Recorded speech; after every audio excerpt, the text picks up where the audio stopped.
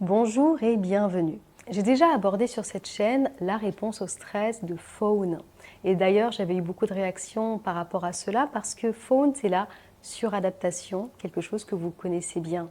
Le réflexe de plaire, d'éviter le conflit, de s'ajuster en permanence, et particulièrement si vous êtes une femme, vous savez de quoi je parle. Si vous avez déjà prononcé une phrase comme « j'ai du mal à dire non »,« je prends souvent plus de responsabilités que nécessaire »,« je ressens une grande fatigue émotionnelle »,« j'ai tendance à me surinvestir puis à m'épuiser », alors cette vidéo est probablement très importante pour vous. Rassurez-vous, cette manière de faire n'est pas de votre faute. Quand on parle de réponse de faune, on parle vraiment d'une réponse neurologique de survie. Et aujourd'hui, j'ai envie d'adapter ça et d'aller observer la réponse de faune à travers le prisme de la vie professionnelle et de la réussite dans son intégralité. Nous allons donc tout d'abord voir pourquoi le cerveau choisit la suradaptation comme stratégie de survie. Ensuite, nous verrons comment cette réponse au stress peut se manifester dans la vie professionnelle et le leadership. Et enfin, nous verrons les solutions qui s'offrent à vous pour reprendre contact avec vos limites et désactiver cette réponse. Pour comprendre la réponse de Fawn, il faut d'abord rappeler que le système nerveux autonome dispose de plusieurs stratégies de protection. On parle souvent de fight, la confrontation, flight, la fuite, freeze, l'immobilisation. La réponse de Fawn est particulière et elle est parfois décrite comme une réponse de séduction. Plutôt que de se battre ou de fuir, le système nerveux choisit une autre stratégie qui est de se rendre indispensable, de se montrer aimable, d'anticiper les besoins de l'autre, d'éviter toute forme de tension relationnelle. En fait, c'est comme amadouer la menace pour qu'elle soit moins effrayante. L'objectif est évidemment la sécurité relationnelle et surtout la régulation intérieure par la maîtrise de l'extérieur. Parce que si je plais à cette menace, peut-être que finalement, je n'aurai pas à la craindre davantage. Alors comment on en arrive là? Eh bien, le système nerveux apprend très tôt une chose essentielle, là où se trouve la sécurité. Chez certaines personnes, la sécurité n'était pas associée à l'expression libre, la spontanéité, la confrontation, etc. Elle était plutôt associée à la conformité, à la lecture fine des émotions des autres, à la capacité à ne pas déranger. Je crois avoir déjà partagé sur cette chaîne que moi j'ai par exemple grandi auprès d'une mère aux émotions très changeantes. Et étant donné que je ne savais pas comment elle allait être disposée d'un jour à l'autre, ou même parfois d'un moment de la journée à l'autre, c'était très troublant, eh bien je suis devenue l'enfant parfaite. Réussite scolaire, jamais un mot plus haut que l'autre, j'aidais à la maison, je savais nettoyer une maison, faire le ménage, faire des démarches administratives dès le plus jeune âge. Je ne demandais rien à personne et j'essayais vraiment de ne pas poser de problème. Aujourd'hui, je suis capable de dire que non, j'étais pas juste sage. J'essayais de réunir toutes les conditions possibles pour essayer d'être un peu en paix. Et typiquement, ce genre de situation explique comment on apprend le faune. En fait, le cerveau apprend que le danger ne vient pas seulement de l'environnement, mais potentiellement de la relation elle-même. Et je vous rappelle quand même que l'attachement est véritablement un besoin de survie. Donc un enfant aura davantage tendance à s'adapter pour essayer d'être un peu aimé, plutôt que d'aller se dire « mon parent est défaillant et c'est lui le problème ». Les enfants ont cette capacité d'intériorisation des situations. La réponse de Fawn devient donc une stratégie intelligente. On va maintenir l'attachement en réduisant toute possibilité de conflit. Neurologiquement, ça implique une forte activation des circuits de détection sociale, une inhibition des circuits d'affirmation de soi et une orientation permanente vers l'extérieur.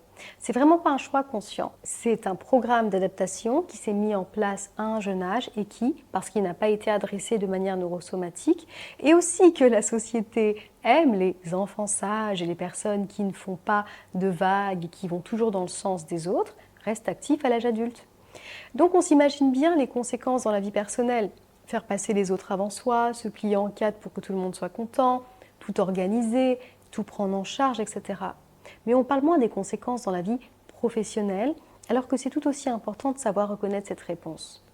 On peut donc la retrouver dans des comportements comme une difficulté à augmenter ses tarifs, une difficulté à poser des limites avec ses clients, une tendance à donner beaucoup plus que prévu, la peur de décevoir, la peur d'être perçue comme trop exigeante. Et tout ça amène parfois à trop concilier et donc à sortir de sa posture de leadership. Un surinvestissement émotionnel dans les relations professionnelles, etc., etc. Alors, sur du court terme, oui, on peut gagner la reconnaissance, la loyauté, une image très appréciée, etc. Mais à long terme, moi ce que je vois chez mes clientes, c'est l'épuisement, la frustration, le ressentiment et un plafond de croissance invisible, puisqu'il peut y avoir à l'intérieur de soi un conflit entre l'envie de prospérer davantage et la peur de ce que les autres pourraient en penser. Le vrai problème du phoning professionnel, ce n'est pas seulement le fait de trop vouloir satisfaire les autres, c'est la difficulté à prendre sa juste place. Quand je suis constamment orientée vers l'extérieur, vers ce que les autres attendent, conseillent, valident, je peux finir par me sentir oppressée par l'activité que j'ai pourtant moi-même créée. Je laisse les avis s'accumuler, je me laisse orienter dans des directions qui ne sont pas les miennes et peu à peu, je perds le sens de ce que je fais. Parce que ce que je construis n'est plus le reflet de qui je suis, ni de mes besoins réels, ni de mes désirs profonds. Aujourd'hui, le phoning professionnel est extrêmement répandu. Et moi, j'ai accompagné de nombreuses femmes qui se sont laissées aspirer dans des stratégies marketing ou des business models très orientés, performance, effort constant, hyper-présence, alors que profondément, ce dont elles rêvent, c'est de calme, de lenteur, d'une activité soutenante, stable, douce pour leur système nerveux. Et le point commun entre toutes ces femmes, eh bien, c'est une déconnexion progressive de leurs propres besoins, de leur propre cœur, de leur intelligence intérieure. Et elles ont appris à adopter la vision de la coach, de la société ou d'autres femmes, non pas parce que cette vision leur correspond, mais parce qu'elle leur donne un véritable sentiment d'appartenance. Et c'est précisément là que le phoning s'installe, quand appartenir devient plus important que s'écouter. Et c'est important de le dire clairement, on ne sort pas du phoning professionnel en changeant simplement de stratégie business. Parce que le problème, ce n'est pas la stratégie. Le problème, c'est l'état du système nerveux depuis lequel cette stratégie est appliquée. Tant que votre système nerveux associe la sécurité au fait de plaire, de s'adapter, de répondre aux attentes, vous pourrez changer d'offre, de positionnement ou de rythme. En fait, vous allez tout le temps recréer les mêmes dynamiques sous une autre forme. Vous allez aussi vous rendre compte avec le temps que ce n'est pas parce que vous donnez plus que vous êtes véritablement aimé. Vous recevez l'accord, la validation des autres, mais ces mêmes autres ne s'inquiéteront pas forcément davantage de vos propres besoins. Et c'est comme ça qu'en consultation, ces femmes me disent « j'en ai marre de me plier en quatre et moi, je suis où ?» Et là, il y a toute l'ambivalence du faune. Il y a en même temps cette envie d'arrêter d'être comme ça. Mais de l'autre côté, il y a aussi ce câblage neurologique qui, par les méthodes traditionnelles, ne peut pas être recablé et vous laisse exactement dans le même état. Et c'est pour ça que tant de femmes ont l'impression de recommencer encore et encore les mêmes cycles, nouvel élan, nouvelles promesses, puis épuisement, confusion, ressentiment, perte de sens. Donc le travail ne consiste pas à oser plus ni à poser des limites de force. Il consiste véritablement à réentraîner le système nerveux, à tolérer une autre forme de sécurité, à être capable de vivre le conflit, à être capable de vivre le désaccord, à être capable d'assumer le non, le reproche, parce que c'est tout ça qui fait peur dans le faune, parce que tout ceci est assimilé à du danger, à une menace pour l'attachement, une menace pour le lien.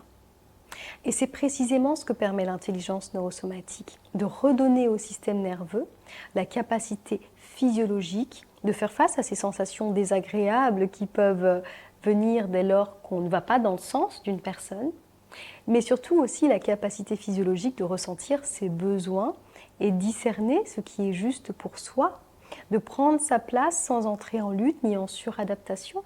Et donc quand le système nerveux se régule, eh bien, le positionnement peut s'éclaircir, les choix aussi deviennent plus simples. Souvent lorsque vous êtes en faune, vous dites souvent que vous ne savez même pas ce que vous voulez pour vous-même, et c'est normal. On ne peut pas passer des décennies à aller dans le sens des autres et donc faire taire ce qu'il y a en soi, faire taire ses sentiments, ses besoins, ses envies, et puis espérer de l'autre côté être très clair sur sa vie, sur ce qui vous rendrait heureuse ou épanouie. Cette ambivalence est normale, mais cela se règle à mesure que vous allez retrouver le contour de vos limites intérieures, vous allez pouvoir poser vos limites extérieures. Et c'est là aussi que votre activité va cesser d'être un espace de survie pour redevenir un espace d'expression et de cohérence. En intelligence neurosomatique, on travaille donc à 3 niveaux. Déjà, rétablir la sécurité interne, parce que tant que le corps se sent menacé dans la relation, il continuera à prioriser la protection. Deuxièmement, recalibrer les circuits sensoriels pour que le cerveau cesse d'interpréter certaines interactions comme dangereuses, comme par exemple interpréter le désaccord comme quelque chose de profondément dangereux pour votre survie.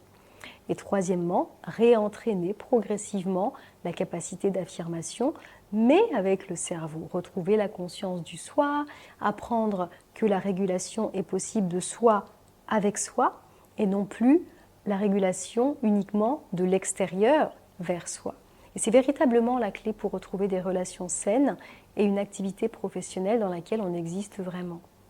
Et ce qui est génial, c'est que quand la réponse de Fawn se transforme, on observe plus de clarté dans les décisions, plus de cohérence dans les tarifs et les offres, plus de stabilité émotionnelle dans les relations professionnelles, moins de fatigue chronique et une capacité à dire ça ne me va pas, ça ne me convient pas, je ne suis pas d'accord avec cette forme de collaboration, je ne suis pas d'accord avec ce travail qui m'est rendu, en étant capable de résister à ça. C'est ce qui vous permettra d'être réellement respecté pour qui vous êtes, pour ce que vous êtes et surtout d'insuffler quelque chose de plus authentique dans votre business. Parce que c'est votre business, d'accord? C'est votre bateau, c'est vous qui décidez. Et c'est ça aussi la guérison du faune, c'est reprendre son pouvoir. Alors dites-moi en commentaire, est-ce que vous vous reconnaissez dans cette réponse? Alors j'ai parlé beaucoup d'entrepreneuriat, mais on peut aussi être en phoning professionnel dans le salariat. Bien entendu, je n'aimerais pas que vous vous sentiez mise de côté. Si cela vous plaît, n'hésitez pas à vous inscrire à ma newsletter dont vous trouverez le nom en description de cet épisode pour recevoir chaque semaine des pépites pour mieux habiter votre vie grâce à la neurologie appliquée.